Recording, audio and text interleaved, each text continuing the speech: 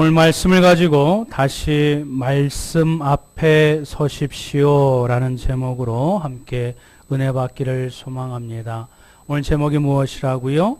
다시 말씀 앞에 서십시오. 여러분이 멀리서는 잘 안 보이시겠지만 죄송하지만 제 머리가 요즘 새치가 이렇게 좀 늘어나고 있어요. 듬성듬성 희게 세워집니다. 저희 아버지는 좀 새치가 싫어서 제가 어렸을 때 10개 뽑으면 10원 주셨어요. 좀 우리 아버지가 짠돌이셨어요. 어쨌든 그런 기억이 좀 납니다. 근데 저도 제가 거울을 자세히 들여다보니까 이젠 조금씩 나이를 또 먹어가는 것 같아요. 잠시 자기 연민에 좀 빠지기도 했지만 우리의 겉은 늙어가지만 우리의 속사람은 날로 강건해진다라는 하나님의 말씀에 힘입어 금세 다시 힘을 내어서 그래 더 열심히 살아가야지, 더 열심히 사랑해야지, 더 열심히 목회해야지, 더 열심히 운동해야지 라고 스스로 다짐해 본 적이 있었습니다. 오늘 말씀을 통해서 우리 사랑하는 성도들이 하나님께로부터 오는 새 힘을, 또 새 능력을, 새 은혜를 공급받으시길 주님의 이름으로 축원드립니다. 오늘 말씀을 통해서 우리가 또 세 가지 중요한 또 교훈이 있습니다. 그 첫 번째는 무엇이냐면 우리가 세상에 혼합되어서는 안 된다라는 것입니다. 우리 그리스도인들이 어떻다고요? 세상에 혼합되면은 안 된다라는 것이 중요한 영적인 교훈입니다. 우리 8절 말씀 한번 볼까요? 다 같이 한번 읽어보겠습니다. 시작. 에브라임이 여러 민족 가운데 혼합되니 그는 곧 뒤집지 않은 전병이로다. 에브라임 지파는 이스라엘의 12지파 가운데 하나예요. 에브라임 지파가 이스라엘 12지파의 하나라고 말씀드렸죠. 우리 조선 팔도가 작은 땅덩어리이지만 또 방언도 있고 또 문화와 또 음식, 색깔 뭐 이런 것들이 삶의 방식들이 약간씩 다르지요. 그러나 한 민족이 이루는 것처럼 이 이스라엘 그 땅에서도 12지파가 있었어요. 그런데 유독 이 에브라임 지파가 제일 수가 많아요. 그러니 세력이 클 수밖에 없습니다. 그래서 에브라임 하면 곧 이스라엘, 이스라엘 하면 에브라임 지파라고 일컬어도 자칭 타칭 과언이 아닌 그런 지파가 바로 에브라임 지파입니다. 게다가 오늘 성경이 기록되어 있는 이 호세아 이 선지자는 그 당시에 또 그 지파 안에서 머물러 있었을 그 당시는 정치적으로도 안정되어 있었고 또 경제적으로도 이렇게 풍요로운 시대에 살고 있었어요. 그러면 당연히 하나님의 선민 이스라엘 민족 그 가운데서 12지파 중에서 제일 으뜸이요 세력도 크고 또 정치적으로도 경제적으로도 안정이 되어 있으니 더 하나님 앞에 감사함으로 나가야 되겠지요. 그런데 에브라임 이 지파가 그러질 못했대요. 더 세력이 있고 더 감사할 거리가 많은데 오히려 에브라임 지파는 더 교만해져서 또 오늘 말씀대로 이방 족속과 하나님이 택한 선민의식임에도 불구하고 자신의 정체성을 온데간데 어디에서 찾아보지 못하고 이방 족속과 이렇게 어울려서 또 어울리는 것도 괜찮은데 혼합되어져서 자신의 정체성을 잃어버리고 살았었던 지파가 바로 이 에브라임 지파라고 얘기를 해주고 있는 것입니다. 오늘 8절 말씀에 에브라임이 여러 민족 가운데 혼합되니 라고 이 혼합이라는 단어의 의미는 자신의 정체성을 잊어버린 채 혼잡하게 이방 족속과 섞여서 살았더라는 그런 의미에서 이 단어가 나오게 된 것입니다. 게다가 뒤집지 않은 전병, 이것도 문화의 그 시대의 문화를 알아야 훨씬 더 우리가 이해하기가 쉽겠지요. 우리는 전병하면은 뭐 밀가루 전병, 메밀 전병에서 두툼하고 맛있는 것이 연상이 되어집니다. 그런데 이스라엘 그때 그 당시의 전병은 그냥 밀가루 얇은 마치 뭐죠? 피자의 도우같이 아주 얇은 그 전병을 일컬어요. 그러니 이것이 화덕에 불에 구울 때 잠시 한눈을 팔면 어떻게 되어져요? 위에는 아직 덜 익었는데 밑은 금방 타버려요. 금세 뒤집어져야 돼요. 그런데 이 에브라임 지파가 어때요? 지금 뒤집지 않은 전병이라. 겉은 아직 익지 않았고 이 안은 이렇게 타들어가서 이거 제대로 먹을 수도 없고 버릴 수도 없는 그런 이 상태가 바로 지금 에브라임 이 지파의 족속이라고 성경은 말씀해주고 있습니다. 그 이유는 무엇이죠? 혼합되었기 때문에. 이건 하나님의 선민인데, 하나님의 구별된 백성인데 세상하고 이상하게 섞여가지고 선민인지 이스라엘 백성인지 아니면 이방 족속인지 구별되지 않은 그런 상태의 민족이 바로 에브라임 족속이었다라는 것입니다. 한마디로 이중생활, 이중인격을 의미하고 있습니다. 그들은 이스라엘 백성의 고유한 특징을 상실하고 이방 족속과 어울려 이중생활을 했던 것입니다. 하나님 앞에서 제사 지내러 왔을 때는 선택받은 백성처럼 행동했지만 성전을 벗어나가면 집으로 가든 지역으로 다시 돌아가게 되면 이방 사람들과 어울려서 혼잡되이 행동했다는 것입니다. 겉으로는 찬송과 기도를 하지만 속으로는 세상 쾌락과 또 근심이 가득 차 있었던 모습이 바로 지금 호세아서에 나오는 에브라임 족속의 이런 상태라는 것입니다. 우리 크리스찬들도 우리 그리스도인들도 세상에 동화되어 잘못 살면 이런 꼴이 나게 되는 것입니다. 그러니 뒤집지 않은 전병처럼 먹을 수도 없고 버릴 수도 없는 이거 이스라엘 민족인지 아니면 이방 족속인지 구분할 수 없는 그런 상태가 되지 아니하도록 우리 크리스찬들은 정신을 바짝 차려야 되는 것입니다. 누가 이중인격자를 좋아하겠어요? 세상에서도 그런 사람 좋아하지 않는데 하물며 하나님의 나라 교회에서는 이중성격, 이중성품을 더 가증스럽게 여기지 않겠습니까?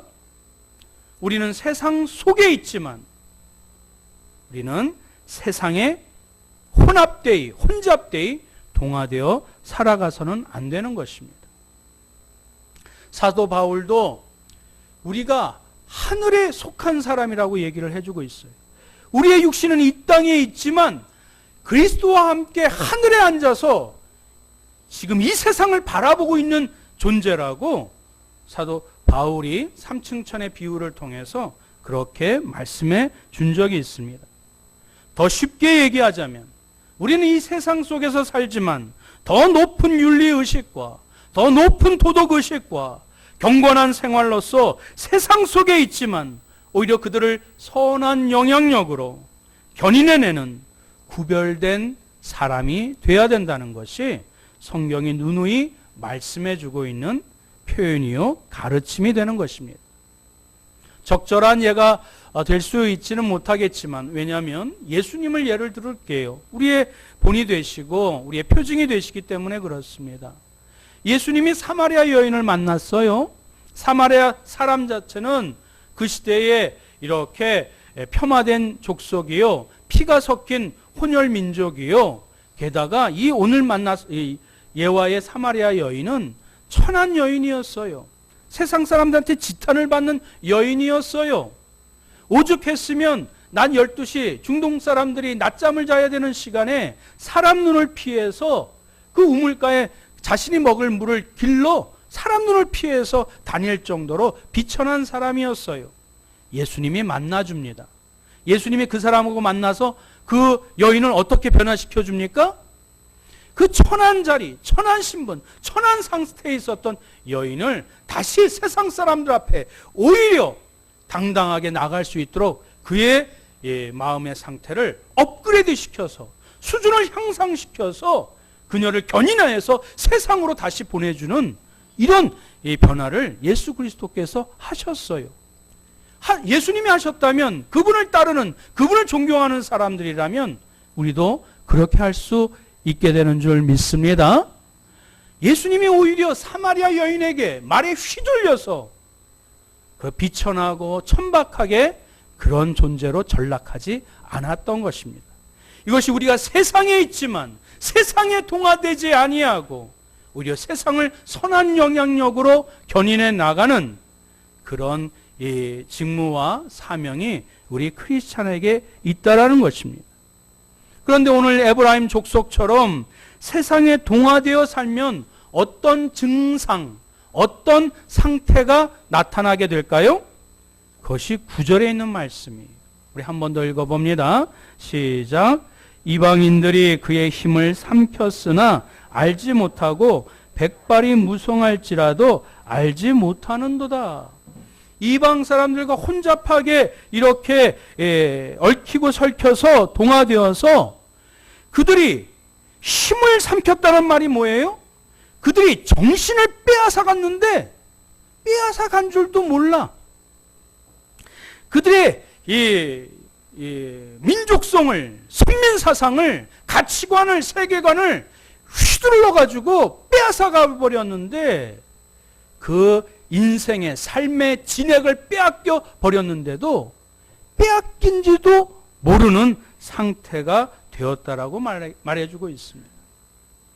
곡식이 자라고 예쁜 꽃이 화단에서 성장해야 되는데 마치 잡초가 무성하여 모든 양분을 다 빼앗아 가버려서 곡식이 시들해진 것처럼, 꽃이 제대로 꽃을 못 맺은 것처럼, 열매를 못 맺은 것처럼 이 에브라임 족속이 이방인들에게 힘을 빼앗겼으나 백발이 무성했으나 알지 못한다고 성경은 말씀해주고 있습니다. 사랑하는 성도 여러분, 제 머리에 새치, 여러분들의 이 머리가 새치가 생기는 이유가 뭐예요? 이제 몸에 자양분이 부족해서 다른 것에 보낼 것이 부족해서 머리에까지 그 단백질이, 영양분이 못 올라가니까 새치가 생기고 뭐 흰머리가 생기는 건 아니겠어요? 그렇습니다. 이 이스라엘 백성이 자신의 정체성, 자신이 무슨 힘으로 살아가는지 알지 못하니 힘을 잃어버리니 백발이 무성해도 자기가 힘을 빼앗겨 버려도 그걸 알지 못한 채 그저 이 세상 가운데 흐느적거리며 살아가는 그런 모습들을 보여주고 있다라는 것입니다. 여기서 우리는 아주 중요한 교훈을 얻습니다. 우리는 영적인 힘을 잃고는 살아갈 수 없는 존재라는 것입니다. 인정하십니까? 믿으십니까? 그렇습니다. 여러분이 점점 하나님의 말씀에, 하나님의 은혜에 들어가면 들어갈수록 이제는 우리는 속된 말로 물이 다른 사람이에요. 격이 다른 사람이에요. 세상 속에 있으나 우리가 육체는 이 땅을 디디나 우리의 영은 하늘을 바라보며 사는 그런 하늘에 속해 있는 사람이기 때문에 그렇습니다. 그러면 우리가 세상을 살아갈 힘은 어디서 얻어야 될까요? 이 세상을 살아가는 힘의 원동력은 그럼 도대체 어디서 얻어야 될까요? 오늘 두 번째 교훈을 우리에게 말씀해 주고 있습니다. 다 같이 읽어봅니다. 시작. 모든 힘의 원천은 하나님이시다. 할렐루야. 모든 힘의 원천은 누구시라고요? 하나님이시라는 것입니다. 신명기 8장 3절 말씀 한번 다 같이 읽어봅니다. 시작. 너를 낮추시며 너를 줄이게 하시며 또 너도 알지 못하며 내 조상들도 알지 못하던 만나를 내게 먹이신 것은 사람이 떡으로만 사는 것이 아니요 여호와 입에서 나오는 모든 말씀으로 사는 줄을 내가 알게 하려 하심이니라. 할렐루야. 사람이 떡으로만 사는 것이 아니요 하나님의 입에서 나오는 말씀으로 사는 줄을 우리가 깨닫게 하시기 위하여 하나님이 말씀하셨다라고 말씀하고 있습니다. 그렇습니다. 하나님의 자녀는 하나님의 입에서 나오는 말씀을 공급받아야 살 수 있는 줄 믿으시기 바랍니다. 반면에 돌이켜보면 하나님을 믿지 않는 사람들은 뭐예요? 떡으로부터만 힘을 얻어요. 그래요? 안 그래요? 그렇습니다. 그런 까닭에 대부분의 세상 사람들은, 하나님을 알지 못하는 사람들은 먹을 것, 음식, 그 재물을 생명처럼 소중하게 여깁니다.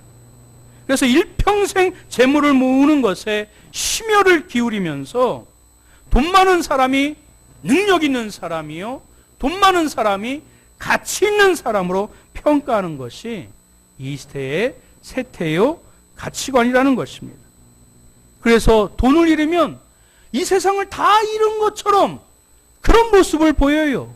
돈이 없으면 힘이 없는 것처럼 그렇게 흐느적거리면서 살아가요. 그러면 오늘 하나님의 자녀는 무엇이라고 말씀해주고 있습니까? 하나님의 자녀는 그 힘을 하나님의 입에서 나오는 모든 말씀을 통해서 살아간다라고 성경은 분명히 못 박아 말씀해 주고 있는 것입니다.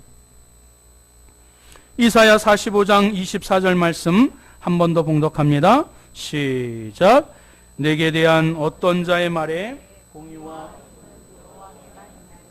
사람들이 그에게로 나아갈 것이라. 무릇 그에게 노하는 자는 부끄러움을 당하리라. 아멘. 공의와 힘은 누구에게 있다라고요? 여호와 하나님께만 있는데 이 말을 무시하는 자는, 그에게 노하는 자가 뭐예요? 오직 능력과 힘과 의로움과 선함과 그 거룩함이 하나님께만 있다라는 말을 무시하거나 이런 말에 발끈하는 자는 부끄러움을 당하리니 라는 것이 이 본문에 기록되어 있는 말씀입니다. 그러니 우리의 모든 힘의 원천은 하나님이시라는 것을 믿는 자는 그 하나님으로부터 무능한 자에게 힘을 공급받게 되는 것이며, 무지한 자에게 지혜를 부어주시는 이 하나님의 놀라운 은혜를 체험하게 될 때 살아갈 힘, 살아갈 소망, 살아갈 기쁨을 가지고 이 세상을 힘있게 살아가게 되는 것입니다. 그러니 이 놀라운 그 하나님의 힘을 체험한 사람은 하박국 선지자처럼 이렇게 찬양합니다. 한 번 더 봉독합니다. 시작. 주 여호와는 나의 힘이시라. 나의 발을 사슴과 같게 하사 나를 나의 높은 곳으로 다니게 하시리로다. 할렐루야. 지금 우리가 평서문으로 읽었었지만 이 시는 찬양의 시예요. 곡조 있게 소리 높여서 선포하는, 마치 출사표를 던지는 그 신앙의 고백의 찬양의 시입니다. 주 여호와는 나의 힘이시라. 얼마나 힘있게 찬양하느냐 하면, 사슴이 있지요. 언덕을 뛰어 올라가요. 사람보다 다리가 얇은데, 사람보다 이 다리가 약한데 그 비탈길을 올라가요. 힘있게 올라가요. 그 산을 거슬러 올라가요. 그런 사슴과 같이 여호와는 나의 힘이라고 고백하는 자는 힘있게 그 나의 높은 곳으로 다니게 하시는 하나님의 은혜 역사를 체험하여 찬양을 올려드리게 되는 줄 믿습니다. 이것이 예수 믿는 사람과 안 믿는 사람과의 근본적인 차이입니다. 세상 사람들은 이 모든 힘이 음식과 재물에서 나오기 때문에 그렇게 고백할지라도 우리 그리스도인들은 그렇게 고백해서는 결코 안 되는 것입니다. 나의 힘은 오직 하나님이시다. 이것이 예수를 믿는 자의 진정한 고백이 되는 줄 믿습니다. 다 같이 따라합니다. 하나님은 나의 힘의 원천이십니다. 분명히 고백하실 수 있으시겠습니까? 제가 사역을 서울에도 하고 분당에도 하고 미국에도 하고 일산에도 했었어요. 괜찮게 사는 사람들이 있어요. 그런데 그들이 먹고 살기에 부족함이 없는데도 교회와 나와서 목사님 말씀 듣고 힘이 난다고, 생수와 같은 성령님의 위로하심을 받아서 내 마음이 너무 기쁘다고 육안으로 볼 때 부족함이 없는 사람인데 하나님의 말씀으로 힘을 얻었다고, 기쁨을 얻었다고, 살아갈 위로를 얻었다고 그렇게 고백하는 것, 바로 하나님의 백성의 증거인 줄 믿습니다. 하나님의 말씀으로, 힘의 원천인 그분의 말씀으로 다시 회복되어지고 소망이 넘치게 된 그런 고백이 되는 줄 믿습니다. 그럼 반대로 한번 살펴볼까요? 반대로 말씀에 매달려야 되는 사람이 어쩌다가 세상 사람들, 그 당시에 바리새인과 사두개인들, 제사는 드렸지만, 아니 오늘 에브라임 사람들처럼 하나님의 백성이라고 자청하지만 세상 사람들과 또 혼합되이 그 짝이 되어 어울리게 되면 어떤 증상이 일어나게 될까요? 첫 번째로 말씀을 들으면 흥미가 생기지 않아요. 구미가 당기지 않아요. 꿀송이보다 더 달았었던 하나님의 말씀이 어느 순간에 마른 그 쌀밥처럼 단단하고 씹어 먹고 싶지 않은 그런 불쾌한 마음이 듭니다. 옛날에 말씀을 들었을 때 가슴마다 솟아났던 그 기쁨은 어디론가 사라져버리고 그 대신 세상 사는 재미, 저 사람은 이렇게 살더라, 저 사람은 이렇게 살더라, 그런 재미에 흠뻑 빠져서 나의 대화의 비중이 얼마나 많은 비중을 차지하고 있는지 스스로 한번 살펴보시기 바랍니다. 만약 여러분에게 이런 증세가 있다면 지금 우리의 영혼에 새치가 생기고 백발이 이렇게 앉기 시작했다는 것을 우리는 알아야 될 줄 믿습니다. 속사람이 늙어가는 증거인 것입니다.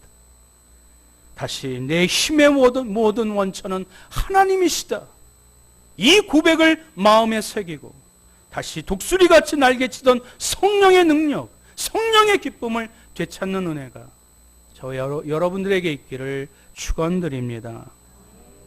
세 번째 교훈은 말씀의 거울 앞에 서라는 것입니다. 오늘 9절 말씀에 우리가 주목해야 될 단어가 있어요. 우리 9절 다 같이 한번 읽어봅니다. 시작.